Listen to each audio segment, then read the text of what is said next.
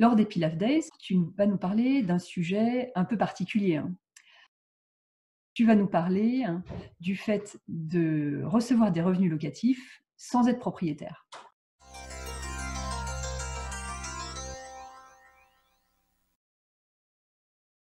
Bonjour à tous, je suis Emmanuelle, alias Emmapic. J'investis dans l'immobilier locatif depuis 2003, hein, et je suis coach en immobilier. J'organise un séminaire exceptionnel de 2 jours sur l'immobilier locatif, pendant lequel nous parlerons de parcours immobilier locatif, d'investissement au rendement, de stratégie d'experte en immobilier locatif pour accéder à de très fortes rentabilités. J'ai appelé ce séminaire les Pilaf Days, Pilaf pour parcours immobilier locatif au féminin, puisque nous serons uniquement des femmes intervenantes expertes dans nos domaines sur scène. Et bien sûr, c'est ouvert à tous, et ce séminaire se tiendra les 3 et 4 octobre à Paris. Alors, aujourd'hui, j'accueille Sabine Jacques, qui sera à mes côtés donc, le 3 octobre, et avec qui nous allons faire plus ample connaissance. Bonjour Sabine. Bonjour Emmanuel. Moi, dans mon parcours immobilier, j'en suis à la 3e phase. La première phase avait commencé en 2004. J'avais investi dans 2 appartements que je louais nus. Donc, je faisais de la location nue au régime fiscal des revenus fonciers. Et puis, en 2014-2015, j'ai compris l'intérêt de la location meublée et pour des raisons personnelles, j'ai voulu accélérer ce que je faisais en termes d'investissement locatif. Et là, j'ai investi une fois par an. Donc, j'ai fortement développé mon patrimoine immobilier. J'ai placé tous mes biens en location meublée et je suis désormais donc loueur meublé non professionnel avec une croissance de mon activité qui fait que mes revenus locatifs sont proches de mes revenus professionnels aujourd'hui. Et puis ensuite, j'ai découvert les blogs immobiliers qui sont foisonnants sur Internet et qui ont été source d'inspiration, qui m'ont permis de réfléchir sur plein de choses, à la fois sur la manière dont je pratique, sur mes valeurs quand je fais de la location. Et puis, bien sûr, ça donne plein d'idées sur comment faire autrement, puisque il y a des investisseurs qui aiment bien présenter le modèle de réussite qu'ils ont appliqué. Et du coup, je suis rentrée dans ma 3e phase et c'est une phase de diversification dans ma pratique. D'accord. Donc, en fait, tu disais, tu as investi massivement, enfin, je dis massivement, mais tu as investi régulièrement depuis 2014-2015.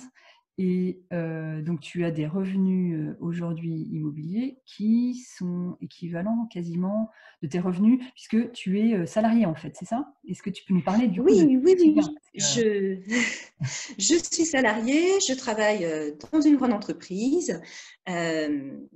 Voilà, et je suis toujours salariée. Je n'envisage pas d'ailleurs de quitter mon travail, enfin mon emploi, parce que j'ai un travail intéressant. Voilà, Alors c'est vrai que de ce point de vue-là, on a aussi des points communs, puisque je suis aussi salariée et je gère finalement mes biens aussi en parallèle. Alors toi, comment tu fais pour t'en sortir? Est-ce que tu délègues peut-être certaines choses ou tu t'occupes toi-même de tes locations? Alors, j'arrive à 7 biens locatifs. Je les gère moi-même. Je gère moi-même la recherche de locataires et ensuite, je gère moi-même la gestion locative au quotidien. En fait, c'est probablement moins chronophage que ce que les gens qui n'ont pas déjà investi peuvent s'imaginer. À partir du moment où le bien qui va être mis en location est un bien qui a bénéficié de travaux, en fait, pour le moderniser et le rénover, au moment où il a été acheté, ça veut dire quand même que nous avons devant nous plusieurs années sans souci technique particulier. Donc en réalité, la gestion locative du quotidien, ça se limite la plupart des mois à générer les quittances de loyer et les transmettre aux locataires avec une petite phrase parce que la relation avec le locataire, c'est aussi une relation humaine. Donc ça doit me prendre 2 heures. Alors donc, tu gères tes locations, tu as une expertise, dans le domaine en fait, de la recherche de locataires, l'achat et cetera de biens. Lors des Pilaf Days, par contre, tu vas nous parler d'un sujet un peu particulier, hein. Tu vas nous parler, hein, du fait de recevoir des revenus locatifs sans être propriétaire. Alors, est-ce que tu peux nous en dire juste un tout petit peu plus pour, comprendre de quoi il s'agit et finalement, qui est-ce que ça peut concerner, ce genre de stratégie, hein? Donc, percevoir des revenus locatifs sans être propriétaire, c'est possible. Mmh. C'est possible. Il y a plusieurs intérêts à cela.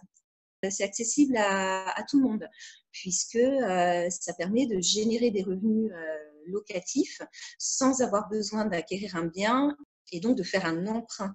Absolument, oui. Ensuite, moi, ça me permet également de faire ce que j'aime, comme l'étude de marché, puisque du coup, c'est un bien que j'ai positionné sur de la location différente de la location meublée à l'année que je pratiquais jusque-là.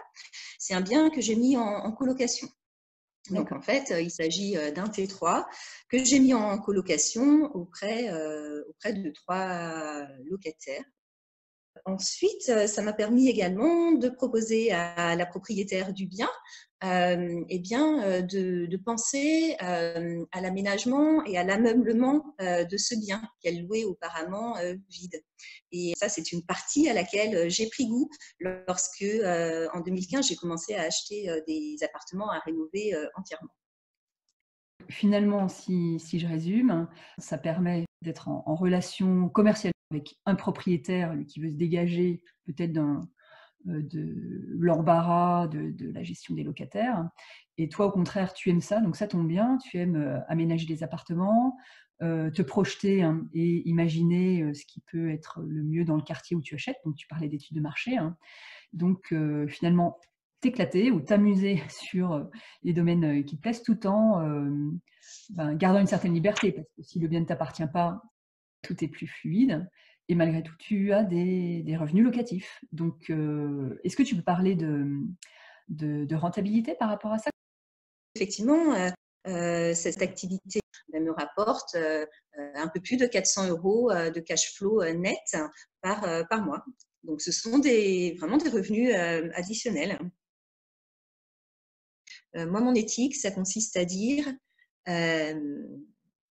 j'offre sur le marché des logements qui sont rénovés, qui sont de haute qualité, mais j'ai à cœur de les offrir à un prix moyen de marché, c'est-à-dire à un prix abordable, de manière à ce qu'il soit accessible au plus large public possible.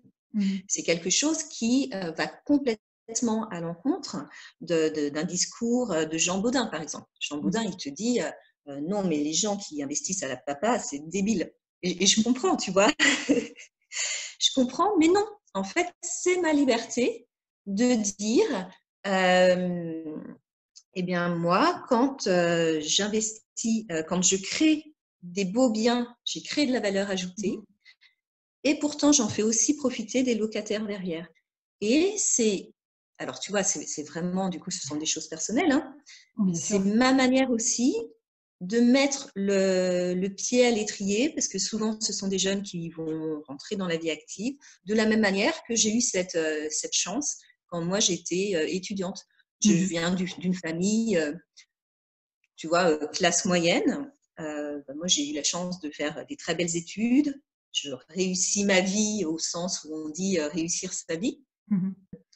Tu vois, l'argent n'est qu'une fin en soi, en fait. Mmh. Je ne vise pas d'être dans le top 500 des gens les plus riches de France. Ça n'est pas un objectif pour moi. Mmh. Par contre, il y a des notions de solidarité, de partage Mmh. Ouais, ouais, bien sûr. et que je peux du coup, vraiment, concrétiser et c'est ma liberté de le faire. Mmh. Je peux le concrétiser dans la manière dont je fais de l'investissement locatif. Du coup, le 3 octobre, tu nous en diras plus sur la méthode que tu as mise en place et que, bah, chacun peut, finalement, adopter pour générer des revenus locatifs sans être propriétaire. Et puis, comment faire pour évidemment rester, en règle, en fait, par rapport, à la loi et vis-à-vis du propriétaire. Et puis d'autres choses que j'ignore aujourd'hui, mais que tu nous dévoileras du coup, le 3 octobre. J'aurai plein de choses à vous dire le 3 octobre. Merci Sabine pour, ces quelques éléments, et bah, j'ai hâte, d'y être le 3 octobre au Pilaf Days. Merci beaucoup et je te dis au revoir et de très bonnes Merci vacances. Léna, à bientôt. Au revoir.